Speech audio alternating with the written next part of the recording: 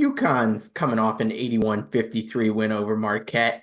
And I have one of my favorite guests that I have had on in the past year back on the podcast. You guys know Kyle Boone from CBS.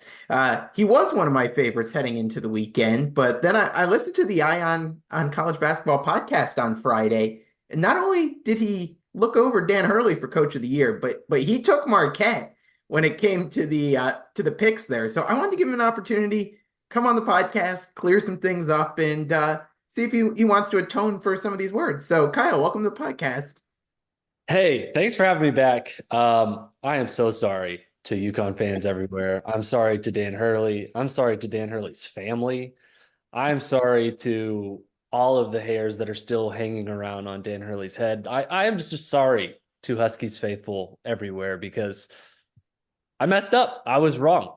You don't fade the UConn Huskies against Marquette at home in the XL Center. You don't fade the UConn Huskies, period. Apparently, I can't do it anymore.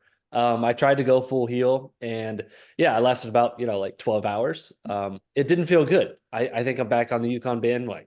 There we go. I mean, you were the guy leading the charge for our guy Andre Jackson last year. You're on the caravan fully. So we're glad to have you back. And let's talk about what you saw on Saturday a little bit. I mean, going into this game, I mean, you did have some valid points. Marquette had been playing really well. Tyler Kolek looking back like the player we saw earlier in the year and in what we saw last year. What do you think UConn did that gave this Marquette team so much trouble?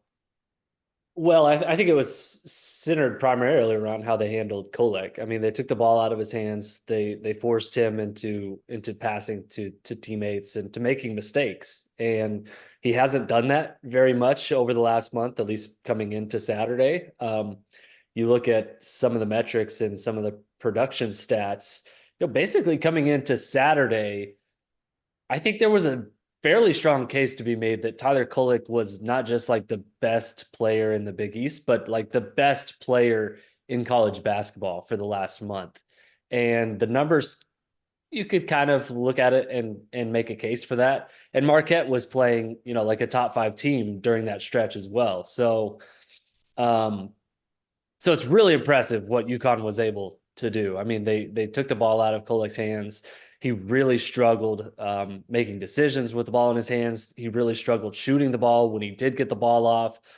Donovan Clingan is just such a force defensively on the interior for UConn that when he's on the floor and able to stay out of foul trouble, as we saw on Saturday, I mean, this team just goes to new heights. And it's not just that UConn's offense is fantastic. I think that's something we've come to expect under Dan Hurley, but I mean the defense has been not just above average, like it's been elite.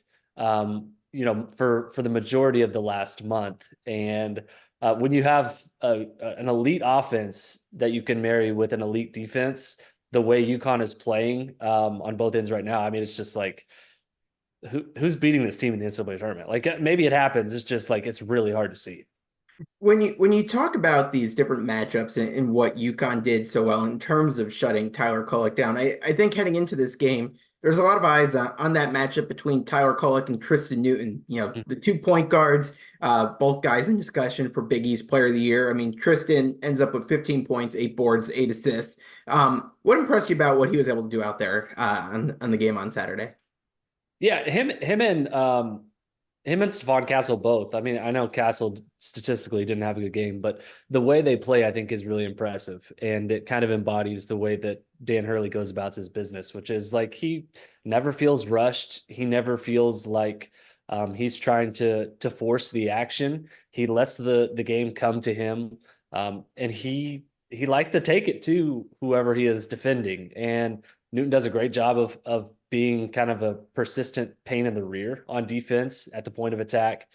He's really good about kind of forcing his whoever he is defending to pass off or to make silly decisions, and we saw that on Saturday time and again. Newton was like in the right place at the right time, and it wasn't just hey, I was in a fortuitous spot. I was fortunate to be here. It was, hey, I'm making the play here. I'm going to decide the game type of stuff. And that's what you expect from Tristan Newton, who, yeah, I think has a realistic case to win Big East Player of the Year. So to me, like on Saturday, that really stood out.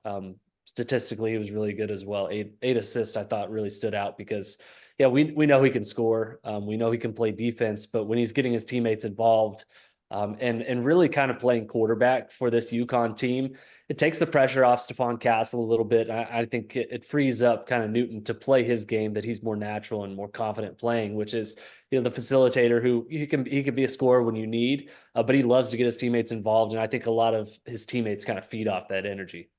When you look at the rest of this roster, not only just looking at the game against Marquette, but from the season as a whole, who else impresses you on this roster? Oh shoot! I mean, like this is low hanging fruit, but the Stefan Castle is fantastic, and again, wasn't great production wise on Saturday. Ended up with 3 points, 3 assists, 0 of 5 shooting from 2 point range. He just had 1 3-pointer, but the way that Castle has blossomed, over the last 6 weeks or so has been really impressive to me. And again, he never feels like he's rushed. It almost feels like he's moving in slow motion. But just, I mean, if you're going to do like a first team all confidence team in college basketball, Stefan Castle like has to be the leading candidate to be placed on that list. And he always just feels like he exudes confidence. He can get to his spots whenever he wants. He can get downhill whenever he wants. And over the last month or so, he's taken over some games. And I think that's really what has impressed me most is you have Tristan Newton, who could be the Big East Player of the Year. You have Donovan Clingan, who I think is maybe the best defensive player in college basketball. And oh, by the way, Stefan Castle is also on this team, a former 5-star recruit who could be a top 5 pick in the NBA draft. And has really blossomed over the last month and really has shown an ability to take over games. Like, it's just kind of not fair, and that's what makes this team so exciting. And you go back, a few years ago, like when, for example, Kentucky had kind of the platoon system. It's like, oh my gosh, they're bringing him McDonald's All-American off the bench. Like, how is this even fair? And like, Stefan Castle's not coming off the bench, but he's not necessarily relied on, in the same way that guys with his pedigree are typically relied on. And so they can come at you in waves, and maybe UConn doesn't have the most impressive starts, and maybe that's why I picked Marquette over UConn, which, hand up, that was stupid. But they come at you in waves, and they come at you, on defense with intensity. They can come at you with depth, and so many different guys can beat you. And throughout the game, as games wear on, UConn tends to get better and better, and we've seen that throughout the year. The scoring margin, all the statistical stuff for UConn just pops because they wear teams down, and they can just beat teams down the way that they beat a top 5 team in Marquette this weekend. Yeah, and as you're mentioning those guys, I mean, we haven't even talked Alex Karaban, Cam Spencer, Samson Johnson. I mean, the list goes on. I think that goes to show the depth that this UConn team has, which I think is a big strength of this team. If we look on the flip side, as you're looking at this UConn team and you're trying to maybe, help game plan against this UConn team, what's the weakness that you see as you're looking at them? Oh, it's tough. I mean, there's a reason that, they have 2 losses on the season. I mean, good luck. I mean, if you're going to try and beat UConn, I think you have to try and get Donovan Clingan in foul trouble. That's like first and foremost on I think the priority list. When Clingan is on the bench and when he's in foul trouble and when he sits for extended periods, UConn feels a little bit mortal. When he's on the floor and he's doing his thing defensively, roaming and protecting the rim, finishing lobs and doing Donovan Clingan things just generally, UConn is a force. He's not a guy who's putting up 20 points, 10 rebounds every single night, but the impact that he makes defensively, look at, Evan Maya's stats and the on-off splits with him on the floor is insane. Like he is, I think you could actually make a case for him being like the National Player of the Year. So that would be like the one thing is like, oh, maybe if they don't have the size down low, if Samson Johnson is in there instead of Donovan Clingan, maybe they don't have the horses to go the distance. But I mean, that's kind of the case with every team, right? Like if Purdue doesn't have Zach Edey, for extended periods. Purdue definitely looks vulnerable. Same with some of the other top teams in college basketball. Look at Kansas. If Hunter Dickinson's on the bench and in foul trouble, you have a good chance to beat that Kansas team. So yeah, I don't know. I mean, like my answer is a roundabout way. Like I don't really have an answer, and I don't think many other teams have an answer either. I'm all in on UConn. I'm a Huskies hype boy for life, and I will never turn heel again. There you go. I think that's going to be music to a lot of people's ears. I was going to get on you to get Gary Parrish to update his top 25 and one, but he already did that. So don't have to get on him anymore. As you look, and I love the report card columns you put out on Sundays.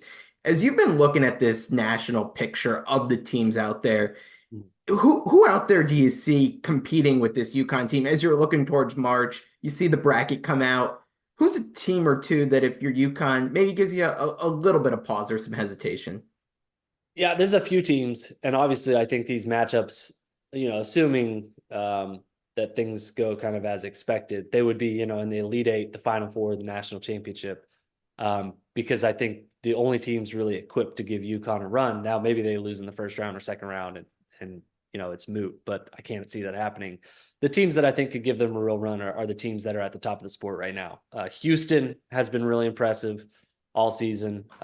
Statistical metrics, Ken Palm actually has them at number one right now, number one defense and adjusted efficiency.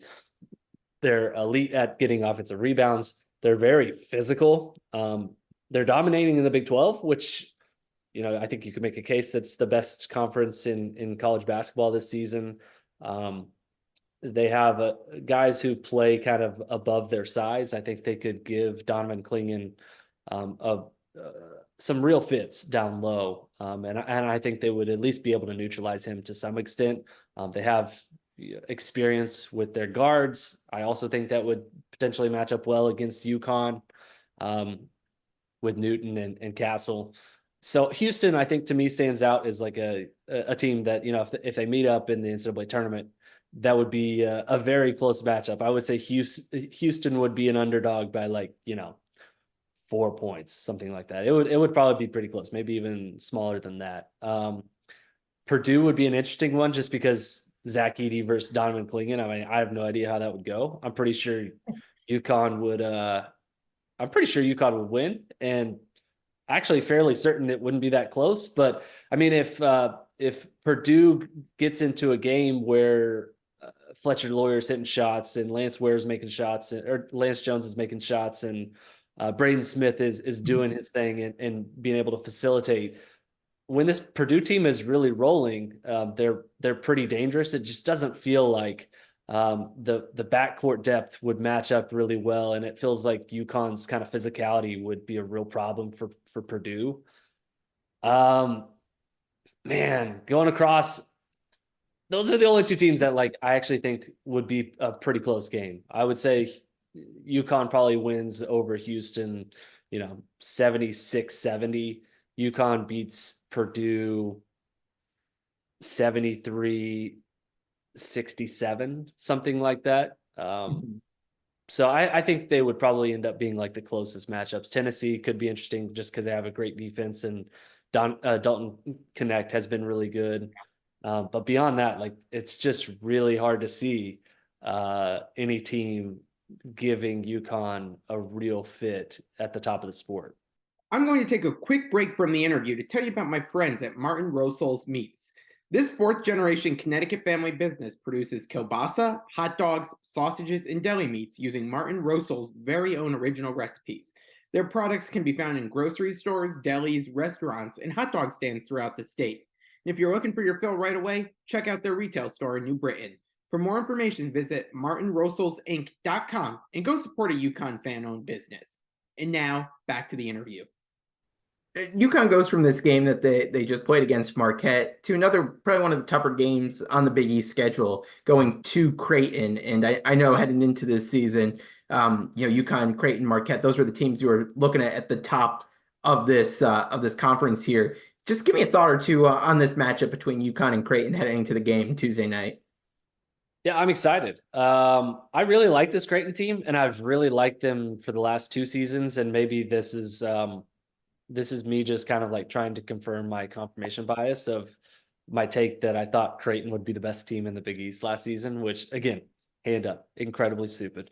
But Trey Alexander and Baylor Shireman, they have some guards who I think match up size wise pretty well against UConn, and they're obviously very well experienced. Could be potential NBA players. The size down low, I think, could be an interesting matchup as well. UConn, obviously with Klingon and Creighton with Kalkbrenner. And so we'll see. I mean, this first game between the two wasn't particularly close. That was in Gamble. Yeah. And so and UConn played really well in that game. Didn't even shoot it that great, but I mean, it's just like that was, I think, looking back, was maybe one of their best defensive performances, and maybe that was kind of the start of like when their defense really started to ramp up. And maybe that's just a little bit of anecdotal storytelling for me, but basically since the Creighton game, it feels like they've really turned up their defense to a new level. And so we'll see. I think Greg McDermott's a good go-to. He runs some good stuff. I think they'll have some curveballs to try and throw UConn's way on offense. It'll be a shootout. I'm excited to see it. I don't know exactly what my prediction will be, but I do think Creighton will give UConn a run for its money, just because they have the experience, they have the size at both the guards and in the big man spot. I think to at least match up well on paper against this UConn team. Yeah, heading on the road to a team like this, always a tough matchup. I know when we spoke last year for the podcast, it was coming off the title. We were talking some NBA draft statuses. As you look at the guys on this UConn roster, who impresses you maybe the most, or a couple guys, as you look towards future NBA draft stock? Yeah, I mean, Castle's the most impressive just because a guy coming into the season that actually had maybe higher than most. I had him number 5 on my mock draft coming into the year, just because I thought 6'6", a really competent playmaker, smooth athleticism, can be an okay shooter. And he's kind of performed as we've expected this year. His assist rates, around 21%. It's pretty good for a guy who, isn't necessarily always playing and dominating as the playmaker. He's a pretty good offensive rebounder. I like some of his predictive metrics and kind of how he projects to the NBA level. Castle's like the easy one though. Yeah. I'm still a big fan of Alex Garabin. There we go. Yeah, like he's 6'8". He's got great positional size. I feel every time he gets the ball and he's shooting it, it's going in. And I swear I've never seen him miss a 3-pointer. Like show me a missed 3-pointer from Alex Garabin. Like it's doctored footage. There's no way it's real. He just doesn't miss 3-pointers. And I would trust him with my life if he's shooting a 3-pointer. So there is some value to having that skill set in the NBA, a guy who can be an elite catch and shoot, spot up weapon. I think there's a role for him in the NBA as well. And then Donovan Klingon, obviously, probably the guy who I think people are most excited about as an NBA prospect from this UConn team. Maybe it's Castle. I think it's Castle for me personally, but I know people are really high on Donovan Klingon. He's just a dominant interior defender. And there is, his block rate this season, top 10 in college basketball, offensive rebounding rate, top 10 in college basketball. I feel like he's added to his game on offense, and just on the interior, for a really good defense, he has been pretty consistently the best defensive playmaker on this team. So, the sky's the limit for him. I think he'll end up being like a lottery pick, maybe top 10. And like that's a lot of NBA talent on one roster. And I think you could make a case there's several other players who will play in the NBA in the future that are still on this team as well. I was just gonna say, any love for like the older guys, like a Tristan Newton or a Cam Spencer. Yeah, I was gonna mention Cam Spencer. I think people maybe put him in, like a bucket of like, okay, well, he's an older guy. He's maybe a late developer, late bloomer. He's always been a really good producer, but in his role at UConn, like how do you not be productive? And he has been productive. So I don't know. Like I actually think he could be a guy who ends up making a sneaky impact in the NBA. He's 6'4", which is pretty good frame for a guy who I think is going to be kind of a combo guard in the NBA. He's a dead eye shooter. He's someone who can create his own offense. He plays, again, going back to the Stefan Castle comment earlier about first team all irrational confidence. Like he's the MVP of that team. Clearly, like he actually may be the most fun player to watch in college basketball this season. And God, I hope we get an NCAA tournament run from this UConn team and Cam Spencer is healthy the entire time, because holy Lord, the memes and the viral videos from Cam Spencer alone, just trolling people is going to be tremendous content, and I'm here for it. Like it's got to take some guts from a guy of his size and stature to be trash talking Armando Bacot at the Garden, right? Like that doesn't just come to anyone. No, it's incredible. It's incredible. And oh my gosh, I swear if Marquette and UConn end up playing again, like I don't even know if they would be able to match up in the NCAA tournament, but they play again in the Big East tournament. Like, oh, that's gonna be must watch TV.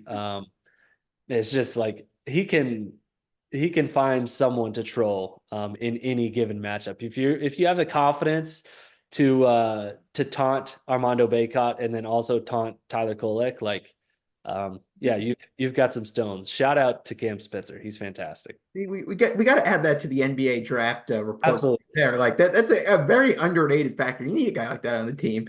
Um, Kyle, I'll wrap with this one, and it kind of goes back to what we started at the beginning.